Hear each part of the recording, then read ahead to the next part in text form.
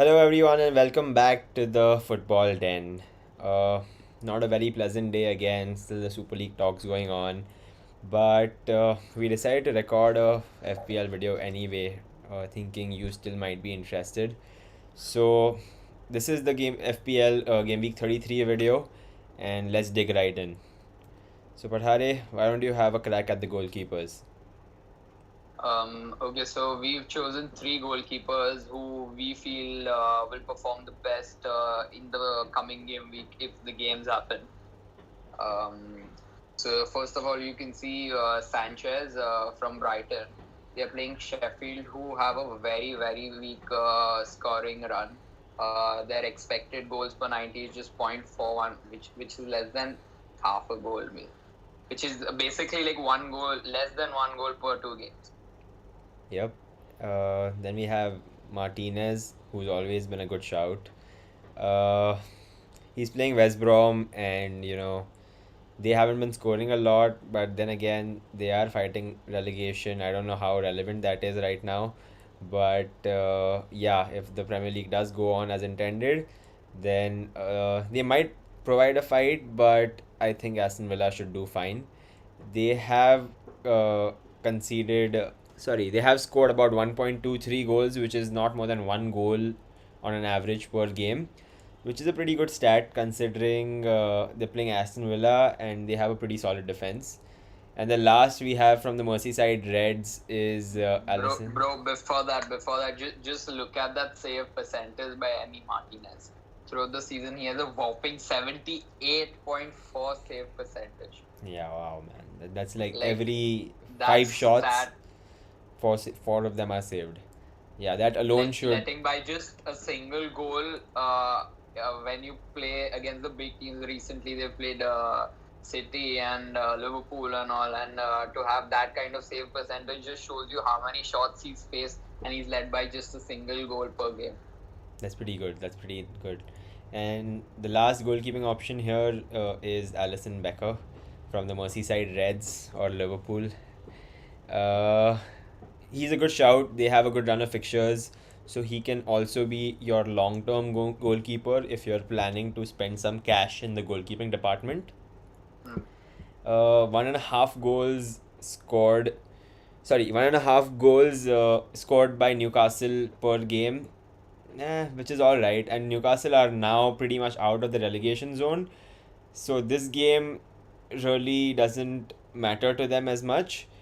But yeah, moving For on. me, actually, this is a very interesting picture because you see Alisson's stats. We have seen Liverpool as a team that are not so defensively sound. But if you see on an average, they're just conceding like 0.4 goals per game week. And like that's a terrific defensive stat. And Newcastle are scoring like 1.5 goal per game week. So we're going to see which one turns up to this game.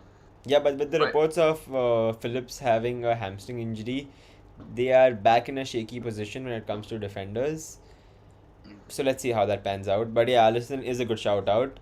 Well, not a lot of you guys are interested, in swapping goalkeepers. So let's move on to a better part of defense. The So the defenders.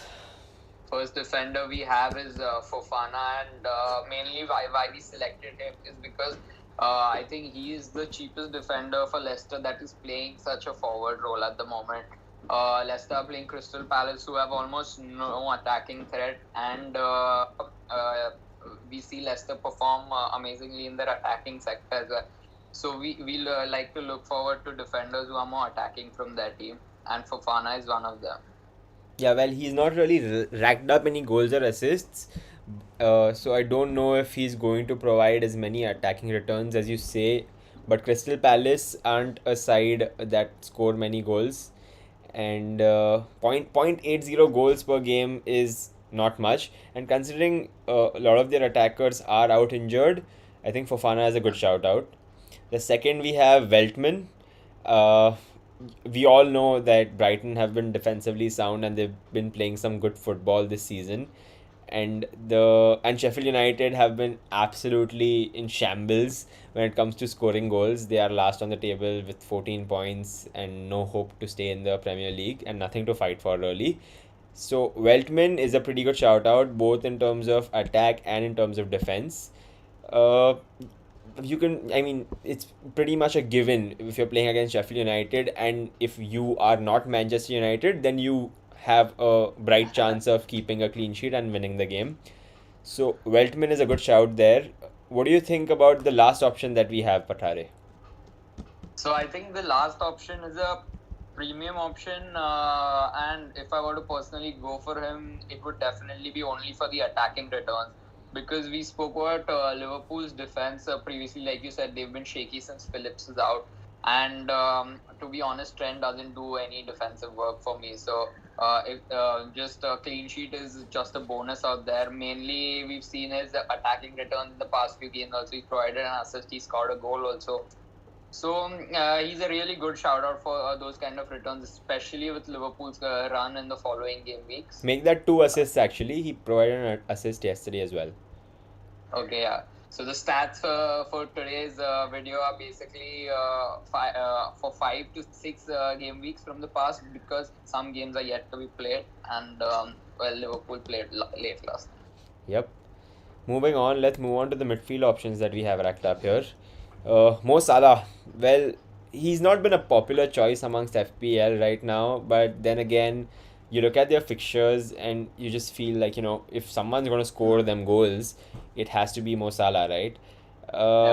Putting that into perspective, along with him not starting yesterday, is kind of weird. A lot of people did have him in their FPL squads, and Jota started over him yesterday. But this is just like a regular rotation. I think he should be back in the squad for the next game week. Actually, I think it was Sadio Mani who started for him. Jota has been kind of a staple to the squad now. And but if you look at Salah's stats, he scored 19 goals and he's running for the Golden Boot this year. So, like, even though we look at the game, we don't see Salah performing as much. The stats are out there that he's scoring. So that out here that he's going to keep scoring those goals with the easy run of fixtures. Yeah, and he could potentially win the Golden Boot, right? If we have heard reports that Harry Kane is probably out with injury, so that makes his chances much brighter. So he's that. Moving on, we have Greenwood. We'll talk about Trossard later. We're going to Greenwood. Yeah. Let's talk about Greenwood here for a bit. He's done well for himself, hasn't he? He's the man of the hour for United. Why don't you go ahead and take a dig at him?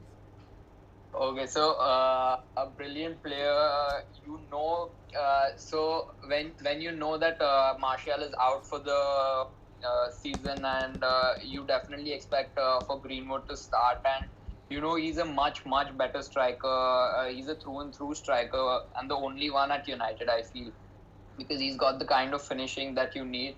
And you see him cutting into this thing so many times, and when he cuts in, he's going to take that shot. His shots are hard and low. And I think this, even though his stats are not as pleasing to see, the XG and the XA, the eye test definitely passes him, and those 2 goals he scored that day, they were just brilliant. Well, the second goal I wouldn't give him much credit for, because it was still a deflection. It was a huge deflection actually. But yeah, he did take the shot. He did create the chance, if you must. So yeah.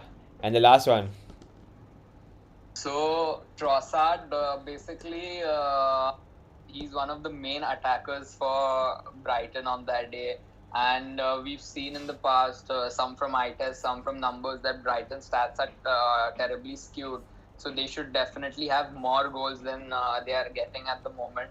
And yet this man has managed to score 2 goals, 1 assist. And their opponents, look at that. Sheffield have conceded almost 2 goals per game. So we definitely expect good returns from Brighton's attackers. And look at that price, man. It's 5.7 mil. I mean, that's a bargain, right? So if anyone's planning to ship out maybe a Gundogan, then Trossard is a pretty good shout. Definitely. Moving on, let's look at the attack now. The forwards that we have here. Jamie Vardy. Pathari was adamant on bringing in Iheanacho instead of Jamie Vardy in for this one. But looking at the previous fixture, the reverse fixture actually, we did see that Jamie Vardy managed to score 2 goals against Crystal Palace. Well, both of them were penalties, but that doesn't mean that he can't score them again. And I feel that he's had his drought, he's had his bad spell of form, and this is the time where he shines again. What do you think about that, Parade? So, see, here's first I would like to counter that. So, he has not had a drought per se, like he's not in Yeah. bad form at the moment. He's just taken a more of an assistive role, which is why you don't see him. See, you can see he's got like 2 assists, but he's not got any goals because he's taken on that assistive role. But given that I'm kind of on your side regarding the decision of Vardy over Iheanacho, because Vardy is a set player. Okay, so these players, season in season out, they're gonna give you those returns. Iheanacho or players like Lingard, so they have been scoring lately and they have massive runs. So I would definitely want that run to continue throughout the season and next season also. But you always have that doubt that is this just like a bit of an this thing, what would say, outlier sort of thing, and when is it going to stop? So Also Vardy is considering, more reliable given that. yeah, also considering that Madison is back, maybe Vardy goes back to his original role of scoring and not assisting. So that has to count for something as well, right? Definitely could be. And And yeah, go ahead. so since you pointed out Madison, the only reason we've not added him is because he is Freshly back from we injury. don't, yeah, that's why we don't know how he's going to perform or if he'll even start the game. Yep. So we'll look forward to that. Uh-huh. Looking at our second option here, we have a lot of Brighton players on this one, man. So that's Neil Moppe for you. 1 goal, 1 assist in the last 5 to 6 games. What do you have to say about him? Why is he on our list here? So I think, this guy, he's a good finisher. He gets that goal like whenever you see him. So usually I watch Brighton games only when they're playing bigger teams, mostly when they're playing United. But in that game, you see he's like hungry for those goals, and he when he gets the ball, he makes the most of it. He tries to create, he tries to score. When he does it, he hits it hard and low. And like we said previously, also Sheffield concede like almost 2 goals per game. So even if he gets a penalty, this guy's the man on the spot. So definitely at that price point, he's a very, very good option as a striker. Yeah, for a 6 million striker with Antonio injured, I think that's the perfect replacement, at least for this game week, considering he's playing Sheffield United and they do tend to concede a few goals, quite a few goals actually. And moving on to our final option and our final pick for the day actually, we have Kawani here. And I think we might have gotten the goals wrong, maybe a typo. I think that's 2 goals in the last 5 to 6 games, if I'm not wrong. Counting the goal I against know. Burnley. Was it given? I'm not sure. Yeah. The last goal. We ended the game Must 3-1, be. right? No. So that's the goal that's counted. Before that, he scored in the Europa League. Oh, okay. Then that's just one goal. Yeah. So Yeah, 8 million is kind of pricey. Do you think that he is the best option going forward? See, he's a pretty good option, I would say, because that man, you see, he's got the experience, and that shows in the game. Okay. So, the main reason why stats are so underwhelming is because Marshall has been starting over him, and he doesn't get enough starting performances. Even the previous game week, he played only 45 minutes, but he still managed that goal, and he also created some good chances in that game. So, if he continues to play more often, especially since Marshall is out, I definitely want to see more attacking returns. And mad props to this player because there's lots of rumors that he's not very comfortable with the entire Manchester scene and wants to go back to his home country. And right now, I don't even blame him. But yeah, go on. I mean, but still, he's performing and he's giving it his all until he's here. It's not like those star players who just want to sit on the bench and wait for their exits. Yeah, that's true. So I guess that's that. We really weren't in the mood to make this video, but we thought that if you guys still wanted to make an FPL team for the upcoming game week, then we should give you the content. And like, share, subscribe. We'll see you on the next And one. comment about the Super League because we want to know if y'all are pro or against it. Yeah, That's and the main discussion right now. we were thinking of doing a video, actually a hangout for the Super League. Let us know if you'd be interested in joining it, and Yeah. just venting out, giving us your views, telling us what you think. That's that.